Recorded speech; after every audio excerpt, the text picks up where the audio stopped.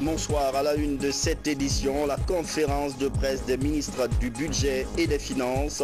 Ils ont présenté les résultats de la loi des finances 2019, une rencontre pour annoncer également la poursuite des réformes engagées.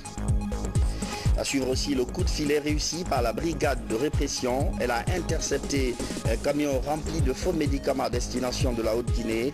Le colis suspect était filé depuis Conakry. Un hôtel de haut standing en Macenta, c'est l'œuvre d'un fils du terroir. L'établissement vient d'être inauguré par le ministre du Tourisme. Voilà pour les titres. Madame, Monsieur, bonsoir et merci de nous rejoindre dans cette édition d'information qu'on ouvre par cet arrêté conjoint. Le ministre des Hydrocarbures, le ministre de l'Économie et des Finances, le ministre du Budget, vu la Constitution, vu le protocole d'accord du 18 mai 1990 et son avenant du 23 avril 1992. Arrête. Article 1er. Pour compter du 29 décembre 2018, les prix à la pompe des produits pétroliers sont réajustés comme suit. Essence, 9 500 francs guinéens par litre. Gasoil, 9 500 francs guinéens par litre. Pétrole, 9 500 francs guinéens par litre. Article 2. Ces nouveaux prix entrent en vigueur à compter du 28 décembre 2018 à 0 heure précise sur toute l'étendue du territoire national. Article 3. Les autorités administratives sont chargées, chacune en ce qui la concerne, de veiller à la stricte application du présent arrêté. Conakry, 28 décembre, signé le ministre des Hydrocarbures, le ministre de l'Économie et des Finances et le ministre du Budget. Mesdames, Messieurs, hier, le ministre de l'Économie et des Finances et son collègue du Budget étaient devant la presse. Une sortie qui fait suite à l'adoption de la loi des finances 2019. L'exercice a permis de présenter les réformes engagées, notamment la réduction du train de vie de l'État à près de 20% et la lutte contre la corruption. Une voie à suivre en 2019. Boubacar Ba.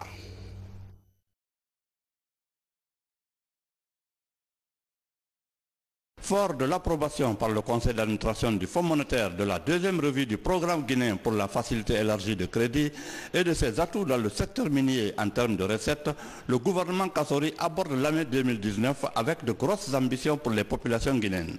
Au cours d'un point de presse organisé par le ministre du Budget et son homologue des Finances sur l'ossature du budget 2019 et sa spécialité en termes d'inclusion financière, axée essentiellement sur la création d'emplois, la lutte contre la pauvreté et la corruption, les deux chefs de département ont donné de larges informations sur le contenu de ce budget. Le Conseil d'administration du Fonds monétaire international a estimé que la deuxième revue du programme économique et financier de la Guinée, appuyée, comme je l'ai dit tout à l'heure, par la facilité élargie de crédit du FMI, a été concluante. C'est une très bonne nouvelle parce que cela prouve notamment que le budget de la Guinée est bien géré. Au cours des 3 dernières années, le taux de croissance moyen de l'économie guinéenne s'est établi à 8,8%, alors que la moyenne continentale est de 2,6%. Revoyez l'histoire économique de la Guinée, on n'a jamais enregistré de telles performances. Traduisant la volonté du président, le Premier ministre a donné une indication de faire la réduction de 20% des titres 3. De réduire considérablement le train de vie de l'État de 20%, ce qui correspondait au montant total de 404 milliards qui ont été orientés au secteur porteur de croissance. Ça veut dire le secteur primaire essentiellement, l'agriculture, l'élevage et les secteurs sociaux. Les partenaires au développement encouragent tous les pays de réduire les inégalités sociales, investir ce qu'il convient d'appeler dans les filets sociaux, Ça veut dire qu'il faut réduire la pauvreté. Un crédit a été ouvert de 50 milliards de francs guinéens qui devrait être alimenté par d'autres dons des partenaires uniquement pour faire face à cette réduction des inégalités sociales. Mais aussi, on est conscient que tout le monde ne peut pas construire. Il y a un mécanisme qui a été mis sur place. On a mis un fonds de garantie de l'habitat qui a été abondé d'un montant de 25 milliards de francs guinéens, avec un mécanisme avec le soutien de la Banque centrale, d'un taux garanti auprès des banques primaires qui va permettre aux Guinéens d'accéder facilement à l'habitat. Le ministre du Budget a indiqué que l'allocation budgétaire destinée aux organes de presse gelée en 2018 sera payée dès janvier 2019. L'intégralité de cette conférence de presse tout à l'heure à 21h00 sur la radio nationale et 21h30 à la télévision. On enchaîne avec ce communiqué du gouvernement. Le gouvernement guinéen porte à la connaissance de la population de la capitale que la journée de participation citoyenne aux travaux d'assainissement de la ville de Conakry, dénommée Conakry Ville Propre, aura lieu le samedi 29 décembre 2018 de 6h à 11h. Sont conviés à prendre part au lancement de ces travaux dans leurs communes et quartiers respectifs les membres du gouvernement, les ministres conseillers à la présidence de la République, les institutions républicaines, les leaders religieux, les organisations de la société civile et tous les citoyens de la ville. Par ailleurs, il est porté à la connaissance de l'ensemble des habitants de Conakry et particulièrement aux automobilistes et motocyclistes de l'interruption de la circulation et du stationnement sur la chaussée de 6h à 11h. Sont exemptés de cette mesure les usagers ci-après, les ambulances, les véhicules de sécurité, les véhicules diplomatiques ainsi que toute autre personne disposant d'une autorisation spéciale. Le gouverneur de la ville de Conakry ainsi que les premiers responsables des communes sont chargés d'accueillir les personnalités et leur fournir toutes les informations utiles au bon déroulement de la présente campagne. Le gouvernement encourage vivement une grande participation des citoyens de Conakry à cette démarche afin de continuer à conférer à cette campagne une réussite totale. Conakry, 25 décembre 2018. Et dans le même cadre, suite à la décision gouvernementale relative à l'assainissement de la ville de Conakry, le directeur central de la sécurité routière invite tous les usagers de la route, véhicules et motos, de s'abstenir de circuler le samedi 29 décembre 2018 de 6h à 11h, jour et heure prévus pour l'assainissement général de la ville. Exception faite pour les véhicules diplomatiques des services ambulances, les véhicules d'intervention des services de défense et sécurité, ainsi que les véhicules portant le macaron laissé-passer délivré par le ministère des Travaux publics. Tout contrevenant sera interpellé et immobilisé en fourrière, suivi d'une forte amende. Le directeur central de la sécurité routière sait compter sur l'esprit de civisme de chacun et de tous. Zakaria Kamara, commissaire divisionnaire de police. Ça y est, c'est fait. La Guinée peut désormais décaisser les financements des travaux de construction du barrage de Swapiti. Le dernier verrou vient de sauter avec la signature hier du contrat de réservation de puissance d'énergie. Même le projet énergie de l'OMVG est sur la liste des bénéficiaires. Nabi Kamara. La construction du barrage hydroélectrique de Swapiti est en cours sur le terrain ainsi que l'exécution du projet énergie de l'OMVG. Le décaissement de leur financement obéit à des règles précises selon leurs bailleurs de fonds respectifs, à savoir le gouvernement chinois à travers Exim Bank pour Swapiti et la Banque européenne d'investissement pour le projet énergie de l'OMVG. Il s'agit de passer des contrats de réservation de puissance avec EDG, l'unique acheteur de l'énergie de Caleta et Swapiti. Le 28 novembre 2018, nous avons tenu une session extraordinaire du Conseil des ministres à Conakry, donc qui a pris cette résolution numéro 10 pour autoriser le haut-commissaire à signer avec EDG, qui est l'unique acheteur de l'énergie de Swapiti et de Caleta, des contrats de réservation d'énergie alloués par la Guinée aux autres pays membres de l'OMVG, que sont la Gambie, la Guinée-Bissau et le Sénégal.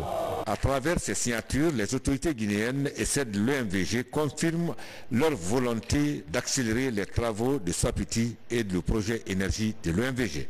Pour le moment, c'est une réservation, mais nous avons encore du travail. Il faut signer le contrat d'achat d'énergie qui est pour le futur. C'est ce qui va nous amener à faire des négociations dures pour convaincre les autres États avec le coût de cession du kilowattheure que nous avons, avec tout ce qui entoure la rentabilité de ces ouvrages-là et des lignes. A signalé que le financement du projet d'aménagement hydroélectrique de Swapiti s'élève à plus de 800 millions de dollars américains. La SMB renforce son appui à la communauté. Le groupe va offrir des lampes solaires aux 160 villages de sa zone d'intervention. Les premiers équipements ont été remis en présence des autorités de Bokeh. Au total, 3000 ménages vont bénéficier de cet appui. Diamokaba. Dans la mise en œuvre de son programme de responsabilité sociétale, le consortium SMB Winning électrifie ses zones d'intervention. Ces lampes solaires ont la capacité de faire fonctionner 4 ampoules chargées des ordinateurs et des appareils téléphoniques. 160 villages sont couverts par ce programme d'électrification rurale. Pour un départ, 9 villages vont voir leur maison électrifiée. Cet engagement du consortium marque une nouvelle idée d'accompagnement des populations riveraines des zones d'intervention du consortium. Le consortium a décidé de distribuer ces lampes solaires aux communautés afin de réduire l'obscurité dans les ménages. Tout ce qu'ils sont en train de nous donner, ça doit nous donner beaucoup d'idées. Parce que ce que tu ne gagnes pas, si tu commences à gagner ça, selon moi, c'est la paix ça. Parce que quelqu'un qui te donne souvent, tiens ça, il vit vraiment une forte collaboration entre vous. Avec cette initiative, des centaines de maisons vont être électrifiées pour la première fois, une véritable avancée dans le processus de développement que saluent les bénéficiaires. Nous avons un sentiment de joie par rapport à ça. C'est dans le cadre du respect du contenu local que la SMB, le consortium SMB Winning a pensé à doter la communauté de Kaboy en lampes solaires. Nous sommes très contents avec la société SMB. Et ce conseil que nous voulons donner à la communauté, comme je l'ai dit tantôt, c'est de confier cette société à la communauté. Et cette société n'est pas venue pour les faire du mal, au contraire, elle est venue pour les apporter le bonheur. Et ce bonheur, ils vont le gagner, mais petit à petit. Il faut qu'il y ait de la patience, il faut qu'il y ait du pardon, il faut qu'on laisse la société quand même évoluer comme elle a l'habitude d'évoluer. Cette idée d'électrification des ménages des zones d'intervention du consortium SMB Winning à Bokeh est une première. Pour pérenniser cette initiative, les populations invitent d'autres sociétés minières d'intervenantes dans la zone de Bokeh à emboîter les pas de la SMB. Eau potable pour tous Africa, 3 localités bénéficient d'un don de Russal. Il s'agit de forages offerts aux populations. L'idée, c'est d'appuyer la participation du groupe au développement communautaire. Le geste va également renforcer la lutte contre certaines maladies. Abdoulaye Diallo. Kankan Village, Fokibo et Adamasoria sont des localités périphériques d'Ofria. Dans ces zones, l'eau potable est une denrée très rare, surtout en saison sèche. Dans ce village, par exemple, situé à environ 5 km du chef-lieu de la préfecture, ce puits est l'unique point d'approvisionnement des populations en eau. Pour mettre fin à ce calvaire, la compagnie Russal Frigia a réalisé des forages dans certaines localités de sa zone de production.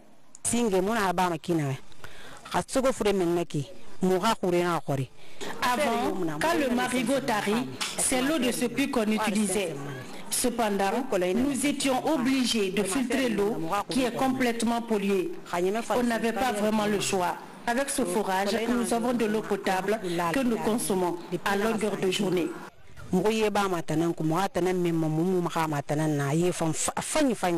La réalisation de ces infrastructures devrait contribuer à l'amélioration de la santé et à répondre aux demandes sans cesse exprimées par les communautés à la base. À travers cet autre geste, Russal Frigia réaffirme son attachement aux collectivités de sa zone d'exploitation. Le rôle important de l'eau est ce que c'est un élément de base dans la vie humaine. C'est seulement là où il y a de l'eau que la vie existe. D'après l'Organisation mondiale de la santé, 3/4 des maladies infectieuses dans le monde entier sont transmises à l'homme à travers l'eau de mauvaise qualité. Aujourd'hui, nous mettons fin à ce problème dans votre localité. Selon l'Organisation mondiale de la santé, 85% des maladies trouvent leur origine dans l'eau non potable avec 25 millions de décès par an. C'est pourquoi les autorités préfectorales et communales de Fria ont invité les bénéficiaires à une gestion judicieuse de ces forages.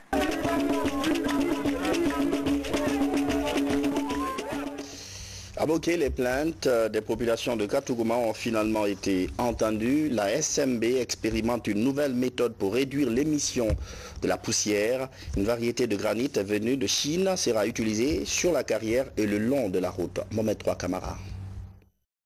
C'est une première dans la construction routière en Guinée. Ces granites venus de la Chine mélangés avec la terre ferme empêchent l'émission de la poussière et contribuent à la protection de l'environnement. Du site d'exploitation de Dabis au port d'exportation de Katougouma sur une distance de plus de 20 km, cette innovation des ingénieurs chinois du consortium SMB Winning apporte du nouveau dans l'aménagement des routes, surtout en milieu rural.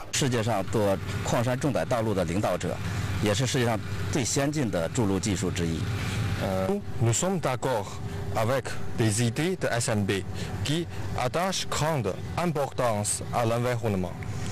On lance grande investissement et adapter les plus techniques, matériaux et équipements. Et puis, on toujours attaché à l'importance de la santé et sécurité du peuple. Cette route minière qui était autrefois un calvaire pour les chauffeurs est aujourd'hui praticable à la satisfaction des usagers. Je suis très content puisque je suis chauffeur. Chaque 10 jours, 3 jours, je lave la voiture. Donc, à côté de la communauté encore, la communauté aussi est fière de faire le travail là. Ça diminue la poussière. Et ça aide aussi la population à bien respirer. On doit les encourager pour continuer jusqu'à ce qu'ils entament la fin de la route. Oui, sur toutes les routes minières. Après cette route minière de 20 km, l'expérience va être reconduite ailleurs. Il s'agit de la route Malapuya-Dapilon, longue de plus de 40 km. La construction de ces routes va coûter au consortium 3 millions de dollars et dureront 3 ans. Citoyenneté, après la semaine consacrée à la sensibilisation, une caravane fait le tour du pays actuellement. Ce vendredi, c'est l'étape de Kankan en Haute-Guinée. Des jeunes de la localité apprécient l'idée et estiment qu'elle pourrait provoquer un véritable changement de mentalité. Bernard Tonguino, Aboubakar Sidi Kissouma. À Kankan, c'est à la maison des jeunes que les caravaniers sont venus passer leur message. Devant les autorités régionales et les représentants des associations de jeunesse, des scénettes et panels sur le rôle du volontariat sont animés. Investir dans la jeunesse, c'est procéder, n'est-ce pas, à la capture du dividende démographique. Et pourquoi alors nous avons axé, n'est-ce pas, notre position sur cette course? C'est parce que cette jeunesse peut mieux sensibiliser, n'est-ce pas, la population. Dans toutes les régions traversées, les autorités locales adhèrent à la démarche des caravaniers.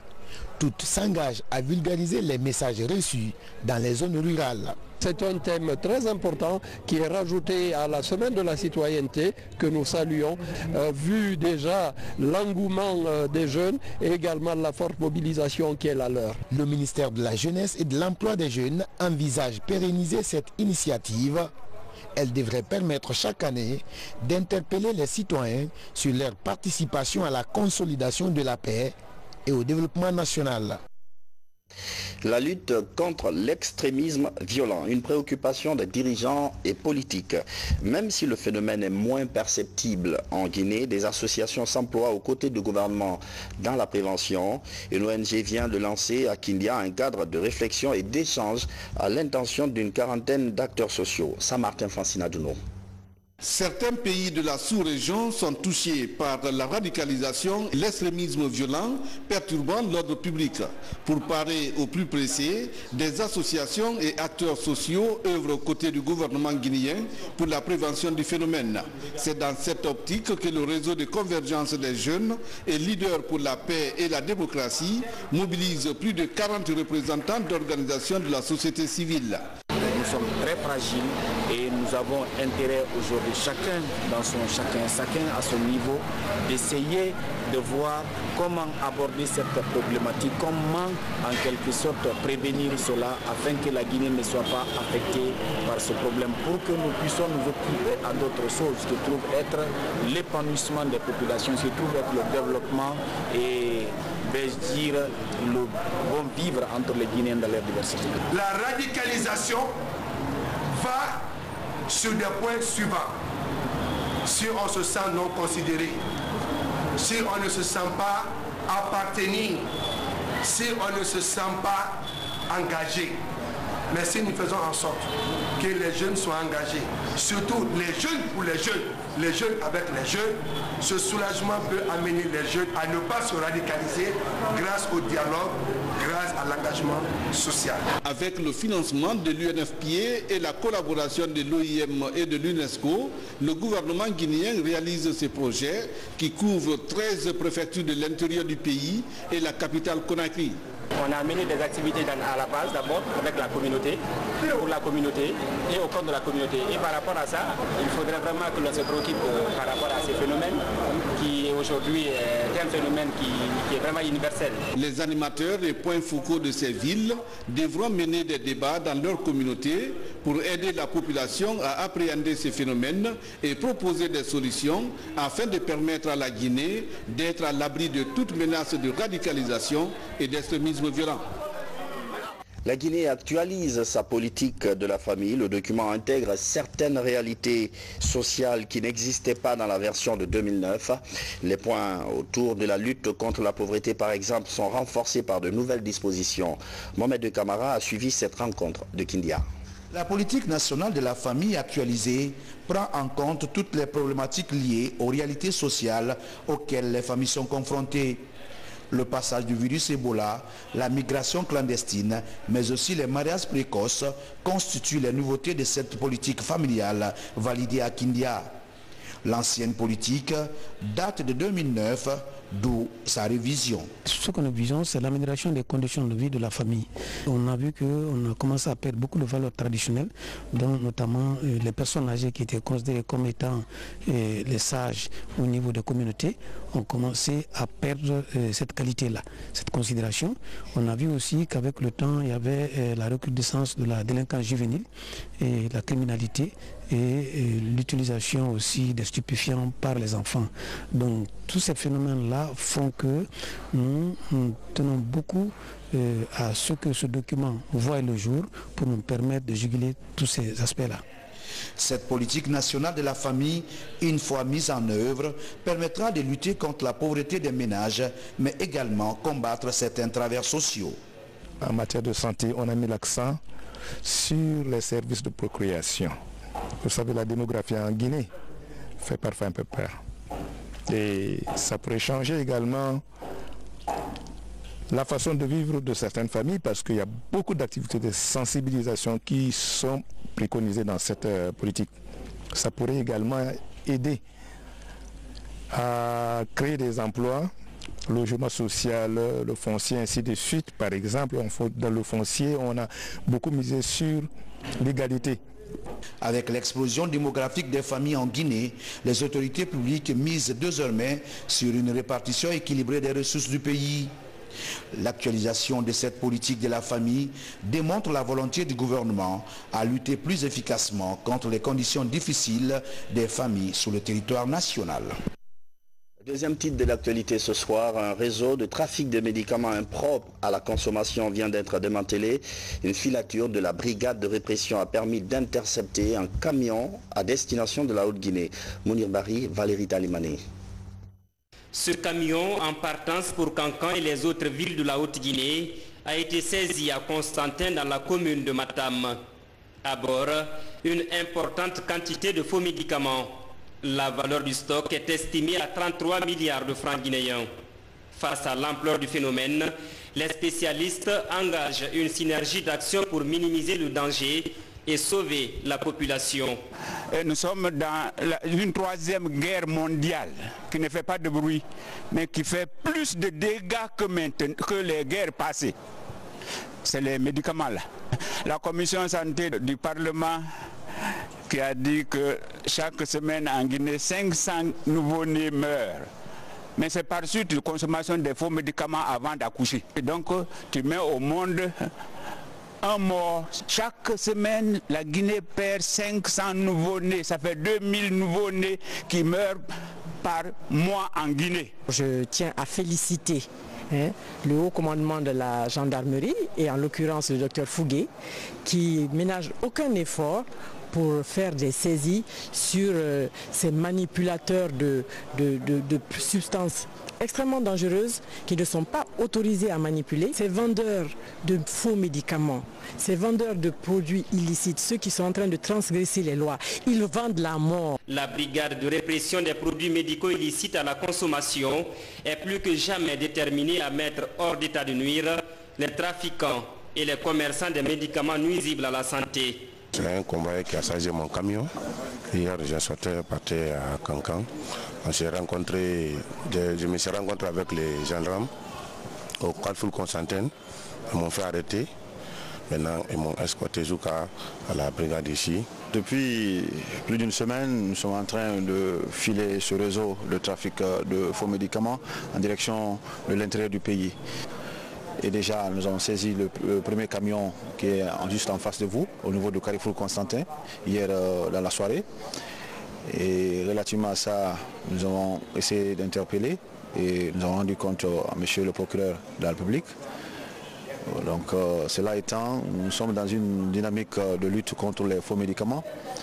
Et ces faux médicaments, après une certaine évaluation, nous avons à peu près 120 tonnes de faux médicaments à bord de ce camion. Les faux médicaments sont pointés du doigt comme une des origines de ces décès. Pour réduire cette tendance, le chef de l'État a mis en place une brigade de répression des produits médicaux illicites. Dans l'actualité nationale encore, le Conseil guinéen des chargeurs a un nouveau bureau. Le local offre plusieurs commodités qui permettent de produire des résultats satisfaisants. C'est justement le pari que se fixe la nouvelle équipe dirigeante. On voit tous avec Djamokaba et Ansoumane Toumani Kamara. Dans le quartier Kamayen, commune de Dixine, non loin de la Cour suprême, ce bâtiment à 2 niveaux sert désormais de siège au Conseil guinéen des chargeurs. À peine arrivé à la tête de cette structure, il y a 4 mois, le nouveau DG du Conseil guinéen des chargeurs se fixe comme priorité la création d'un meilleur cadre de travail pour l'atteinte des résultats définis dans sa feuille de route. On était dans un réduit de 3 chambres de salon pour 45 travailleurs, et ce qui était nettement en deçà de la norme qui est recommandée.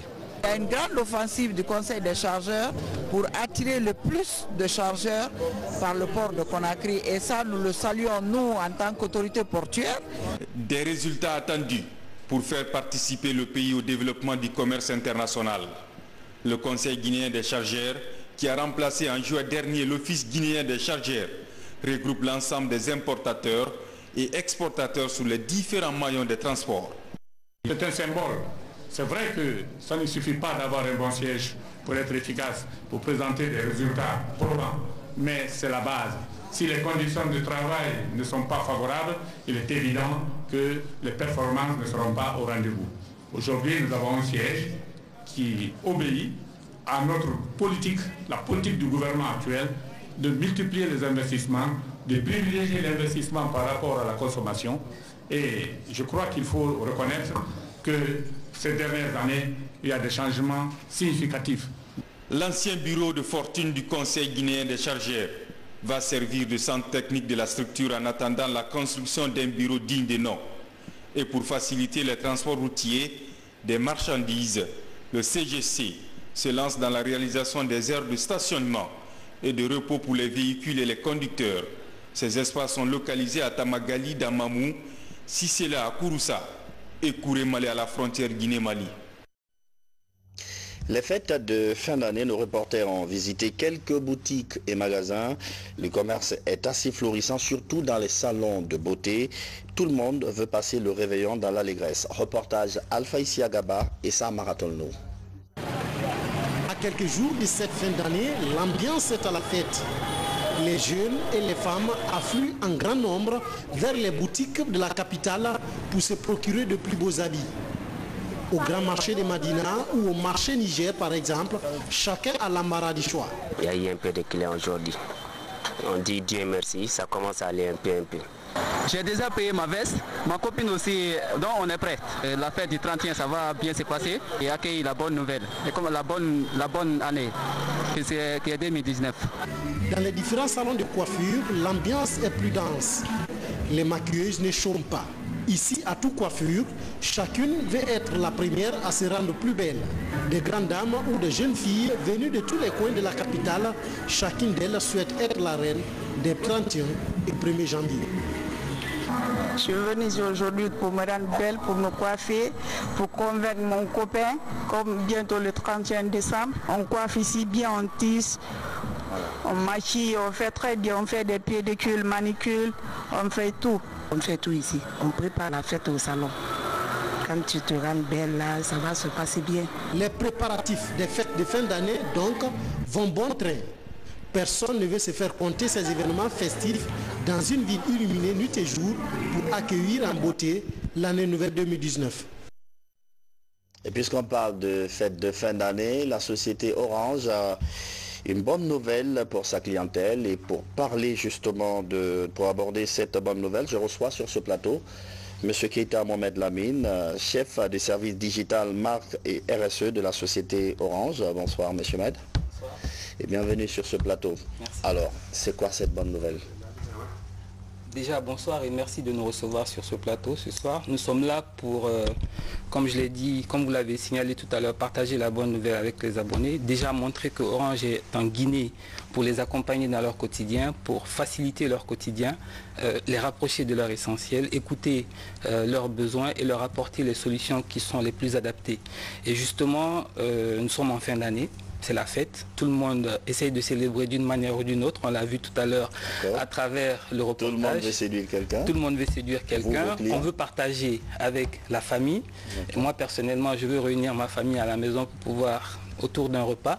Et pour faciliter tout ça, Orange a lancé une méga tombola afin de permettre à nos clients de faciliter justement cette fin d'année. Tout le monde voudra participer, tous les clients Orange voudront participer à cette tombola. C'est quoi le principe? Alors c'est une méga tombola, comme je l'ai annoncé tout à l'heure. Nous allons récompenser au total 6000 clients, c'est du jamais vu, 1000 clients par semaine. Les lots sont extraordinaires également parce que vous avez des lots qui vont d'un téléphone iPhone X à un smartphone Rise, à des tablettes Samsung, à des télévisions des Smart TV avec des abonnements pendant un an. Il y a aussi à la fin de la promo un tirage qui sera organisé. Le gagnant va repartir avec 10 millions de francs guinéens pendant un an, c'est-à-dire tous les mois il va recevoir 10 millions de francs guinéens. Comme je vous l'ai dit, c'est 1000 lots par semaine et la possibilité est offerte au maximum de personnes justement de pouvoir partir avec un lot. Alors justement là il y a un petit souci, partir avec son lot, certains avec tous les cas d'arnaque possibles qu'on connaît aujourd'hui, certains risques pourraient se retrouver dans le filet. Quand vous faites justement pour que vos clients ne se retrouvent pas dans des situations déjà, il faut comme que j'explique le principe de participation. C'est une promo justement qui n'exige pas d'investissement. Il faut juste recharger son téléphone comme on le fait tous les jours. À partir de 5000 francs, vous rechargez 5000 francs et vous avez 5 chances de pouvoir gagner un lot. Si vous le faites par Orange Money, cela double vos chances. Ça veut dire que si avec une recharge normale, c'est 5000 francs, avec Orange Money, c'est 10 fois 10 chances de pouvoir gagner.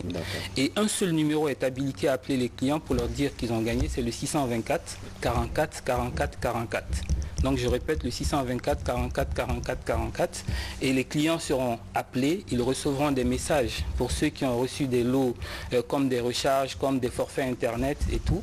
Et nous allons organiser les remises à l'occasion de plusieurs événements qui se déroulent d'ailleurs à travers le pays et pour lesquels nous sommes partenaires. Je veux citer par exemple le festival qui est à Fria, je veux citer la foire artisanale de l'Abbé. Ce sont des événements culturels assez importants pour ces localités. Il est donc important pour nous de nous retrouver à côté des populations de ces localités et de partager peut-être pour les gagnants qui seront issus de ces localités les différents cadeaux que nous envoyons. Le 624 44 44 44, c'est bien ça. Oui. Alors un dernier mot peut-être pour ces clients. Inviter les clients, nos plus de 7 millions de clients à tenter leur chance. C'est tout simple, recharger à partir de 5 000 francs et vérifier en composant étoile 112 dièse OK pour voir le lendemain justement de la recharge quelles sont les chances que nous avons de pouvoir repartir avec un des 1000 lots par semaine et au total 6000 lots pour l'ensemble de la promo. La promo va se tenir jusqu'au 20 janvier.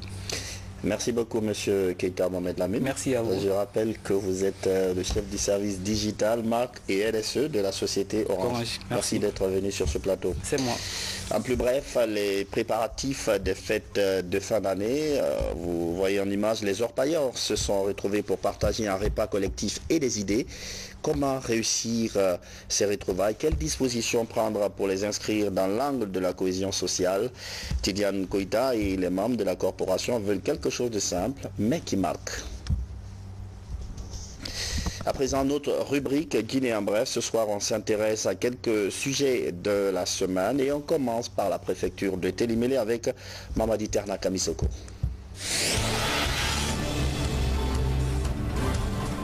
Depuis 50 ans, les missions médicales chinoises foulent le sol guinéen. Toutes viennent en appui à la Guinée dans le cadre de la qualification de son système sanitaire. Ici, à l'ambassade de Chine en Guinée, cette équipe médicale passe la main à la 27e mission pour 2 ans de travail dans l'enceinte de cet hôpital public de référence. Cette soirée est aussi une occasion de dire très sincèrement notre estime et notre considération pour les membres de la 26e mission médicale qui accompagnait chaque jour pendant 18 mois les Guinéens en les aidant à faire face à la maladie, à se soigner et à vivre mieux et plus longtemps. Logés dans un bâtiment vétuste, les travailleurs du ministère de l'Enseignement supérieur et de la Recherche scientifique sont plongés dans le noir depuis mardi. Un court-circuit a endommagé la principale source d'alimentation du bâtiment en courant électrique. Le feu qui a voulu se propager sur le reste de l'immeuble, provoquant une panique généralisée sur les lieux, a été vite maîtrisé grâce à l'aide des travailleurs et des bonnes volontés. Conséquence, le ministère reste limité dans son fonctionnement. On avait posé sur la table le déménagement du service puisque le bâtiment ne pouvait pas nous abriter. En hivernage, il y a l'eau qui suinte. On a des difficultés de rester et comme vous l'avez remarqué cette fois-ci en saison sèche, c'est un coup de circuit, surtout en début de semaine qui nous empêche de travailler. Là aujourd'hui, tout le bâtiment est complètement coupé de courant et nous ne pouvons pas travailler.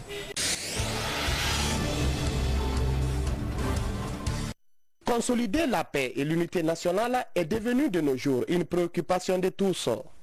Ici, à Télimélé, une préfecture située à plus de 300 km de la capitale, les sages des 13 sous-préfectures, les membres de la Ligue islamique de Kindia et quelques membres du gouvernement se sont fortement mobilisés ce vendredi à la grande mosquée pour la lecture du Saint-Coran.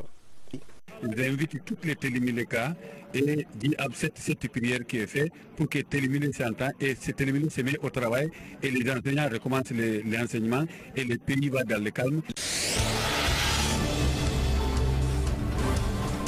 Après son sacre pour la 2e fois consécutive du tournoi corporatif des médias guinéens, l'Ouragan Football Club de la RTG a présenté son trophée aux 2 directions générales de la RTG, Koloma et Boulbiné. Ensuite, l'équipe s'est rendue au ministère de l'Information et de la Communication pour présenter la coupe au ministre Amara Somparé avant de terminer cette tournée marathon chez le directeur national de la police judiciaire en sa qualité de président d'honneur de l'équipe. Mais je sais que le talent, il y en a à la RTG Et je suis vraiment très fier de recevoir cette coupe aujourd'hui. C'est un magnifique cadeau de Noël et j'espère que l'année prochaine, on aura une coupe encore plus grande et plus belle que celle-ci. J'ai discuté aussi avec le directeur général et je pense avec votre capitaine pour voir dans quelle mesure on peut trouver un moyen pour accompagner le Ouragan FC de la RTP. Vu les résultats très positifs que vous produisez, je pense qu'il est indispensable qu'il y ait un accompagnement plus soutenu pour que l'équipe puisse mieux s'organiser, mieux s'entraîner, disposer d'équipements.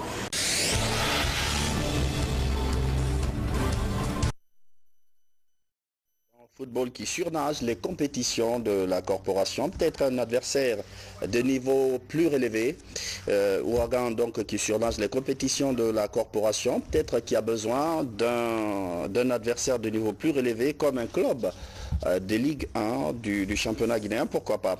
Direction Macenta, avec l'inauguration d'un hôtel de grand standing dans la localité. Le cordon a été coupé par le ministre du Tourisme et l'établissement a officiellement lancé ses activités. C'est l'œuvre d'un fils du terroir, Moussa Komara. Fruit de l'imagination d'un fils de la localité, l'hôtel Le Macenta ouvre ses portes. C'est un hôtel qui va révolutionner le secteur de l'hôtellerie en région forestière. Il est bâti sur une superficie de 4000 m² au quartier Zimodou, sur la route de Zérékoré. Cet investissement privé lève le voile sur la volonté d'ancrer dans la mémoire collective le développement harmonieux d'une ville longtemps demeurée à l'écart de la modernité. Ça nous faisait mal au cœur.